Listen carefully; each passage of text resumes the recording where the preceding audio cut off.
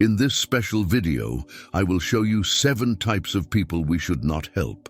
You will be surprised by the last one, but before we start, I want you to pay close attention to this story, as it will be very important for you to understand the great lesson of this video. Once upon a time, there was a farmer named Alex who lived in a small village. Alex was known for his kindness and was always willing to help others. One day, he found a snake trapped in a snare in his field. Although it was dangerous, Alex felt compassion for the snake and decided to set it free. Alex took care of the snake, feeding it and giving it a safe place to recover. However, as soon as the snake felt better, it bit Alex and slithered away. Alex, hurt and surprised, realized that the snake's nature was to bite no matter how much help it received. This story teaches us that some people, like the snake, do not change their nature. Sometimes, in our desire to help, we can ignore the signs and end up getting hurt. It is crucial to know who we help and understand that not everyone will value or appreciate our efforts. Imagine your energy is like a garden. Some people nurture it and help it grow, while others trample on it without a second thought. Sound familiar? Let's explore these types of people and why it's crucial to recognize them. Number 1, the ingrates. Have you ever met someone who seems to have a bottomless pit instead of a heart? These people, no matter how much you give them, always want more and are never satisfied. Imagine you are hosting a party and a guest continuously complains about the music, the food, and even the seating arrangement. Yes, you've guessed it. It's the professional ingrate in action. But why do some people seem perpetually dissatisfied? According to a study by the University of California, people with low self-esteem tend to be less grateful. It's like they have tinted glasses that only let the negative pass through, blocking all the good that life offers them. While it's not necessary to cut ties with everyone who forgets to say thank you, it's important to recognize when someone is constantly abusing your kindness. As Marcus Aurelius once said, reject your sense of injury, and the injury itself disappears. Think of gratitude as a plant. It needs to be watered and cared for to grow. If you are constantly giving water, your time, energy, resources to a plant that never blooms, perhaps it's time to ask yourself if you're cultivating in the wrong garden.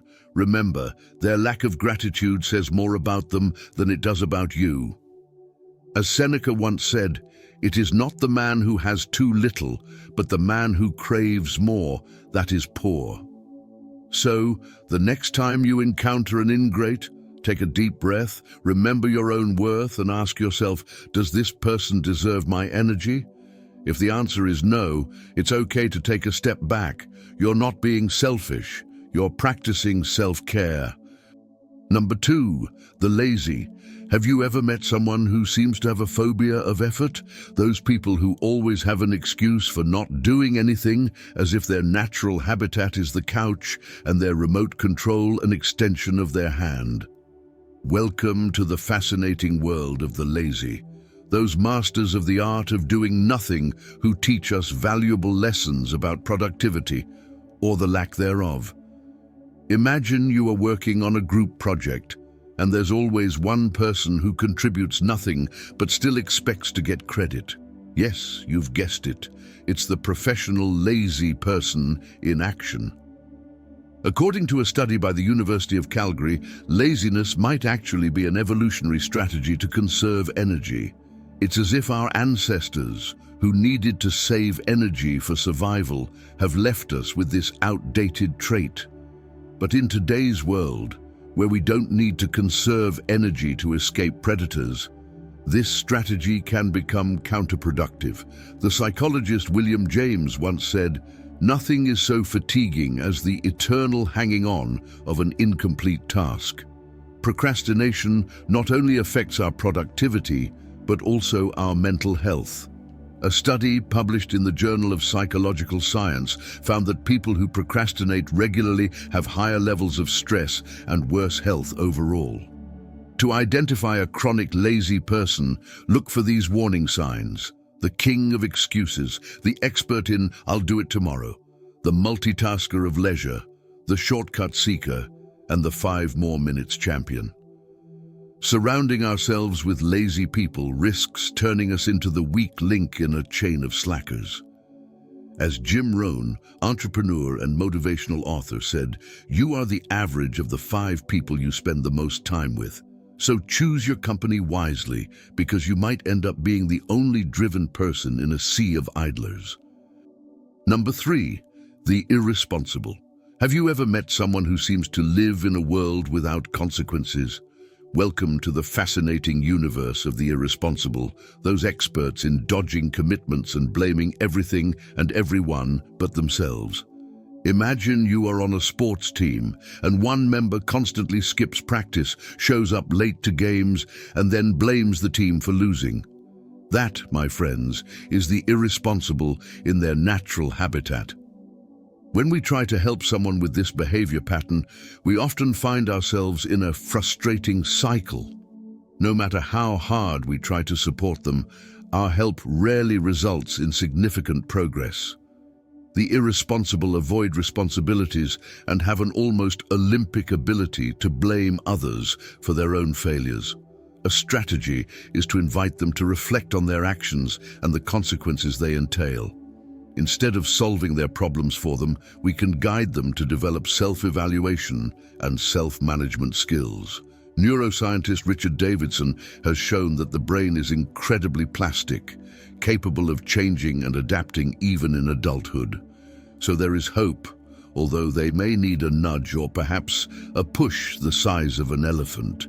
As Nelson Mandela once said, "Education is the most powerful weapon you can use to change the world." In this context, education includes not only academic knowledge, but also the ability to assume responsibilities and learn from mistakes. Number 4, the manipulators. This group presents a unique challenge, as they are true artists in the art of manipulating the goodwill of others. They exploit sincere attempts to help to satisfy their own interests, with no intention of reciprocity or genuine improvement. Imagine you are playing a board game, and your opponent constantly changes the rules to benefit themselves. That's what it feels like to fall into the clutches of a skilled manipulator. According to a study conducted by Stanford University, people with narcissistic and Machiavellian traits are more likely to manipulate others. It's as if they have an internal GPS programmed to seek the shortest path to their own interests, no matter who they have to step on in the process. Epictetus once said, "Don't explain your philosophy, embody it. Think of your emotional well-being as a fortress." Manipulators are like invaders trying to infiltrate your defenses. If you don't have a good security system, before you know it, they will be sitting in your living room, eating your food, and controlling the remote control of your life. To identify a professional manipulator, look for these warning signs: the emotional chameleon, the gaslighting expert, the self-esteem sniper, the compulsive competitor, and the covert saboteur. Recognizing these patterns is the first step to protecting yourself. Number 5, the perpetual critics. They have a knack for finding flaws in any situation or person. From your choice of clothing to the way you organize your schedule, they will always have something to criticize. Imagine sharing a new idea at work, and there's always that one colleague who points out every possible flaw without offering any solutions. Yes, you've guessed it, it's the perpetual critic in action. Studies suggest that chronic critics often use criticism as a way to establish power or control over others, or even as a way to project their own insecurities. To counteract their negative impact, maintain a balanced perspective. Don't take their criticisms personally. They often say more about themselves than about you. Try to steer the conversation towards positive aspects or constructive solutions. Sometimes, a simple change of topic can be the best defense against their verbal darts. Remember, constructive criticism can be useful for personal growth, but chronic criticism simply erodes self-esteem and undermines confidence.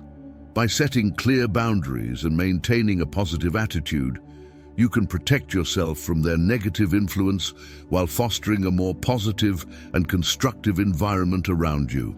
As Marcus Aurelius said, waste no more time arguing about what a good man should be. Be one. Number 6, the narcissists. Have you ever come across someone who seems to have a mirror instead of a soul? Welcome to the fascinating world of the narcissists, those beings who have elevated self-love to an Olympic level. Imagine trying to have a conversation with someone who constantly turns the topic back to themselves, no matter what you were discussing.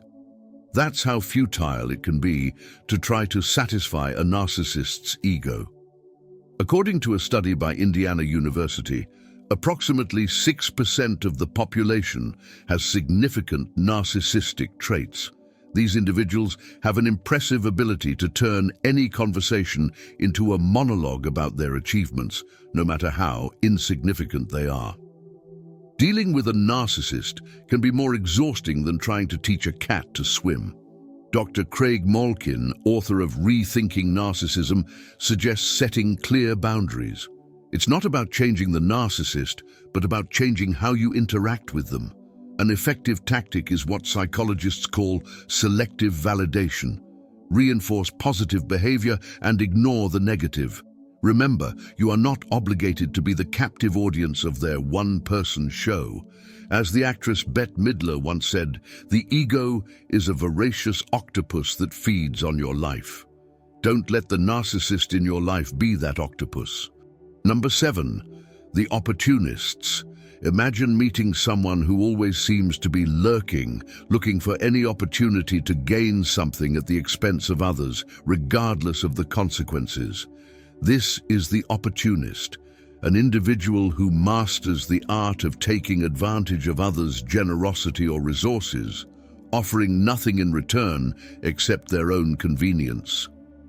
Opportunists often hide their true intentions behind a collaborative appearance. A key sign is the lack of reciprocity. They always receive help, but rarely return favors or collaborate equitably. They use subtle manipulation like flattery or vague promises to get what they want without genuinely committing to contributing. Dealing with an opportunist involves setting clear boundaries and being aware of your own resources and personal limits. It is crucial to set clear expectations from the beginning about what you are willing to offer and what you expect in return. As Seneca once said, luck is what happens when preparation meets opportunity. By understanding how to identify and manage opportunists, you can protect your emotional integrity and maintain healthier and more equitable relationships.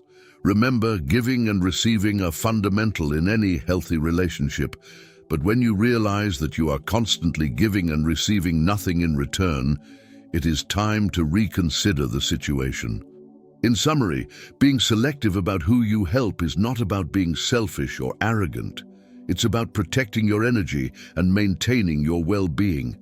As the philosopher Bertrand Russell once said, "Don't worry about what others think of you. They care much less than you imagine." If you found these insights valuable, make sure to hit the like button and subscribe for more wisdom. And before you go, write, "My heart is open to learning" in the comments, so I'll know who the true seekers of wisdom are who made it to the end.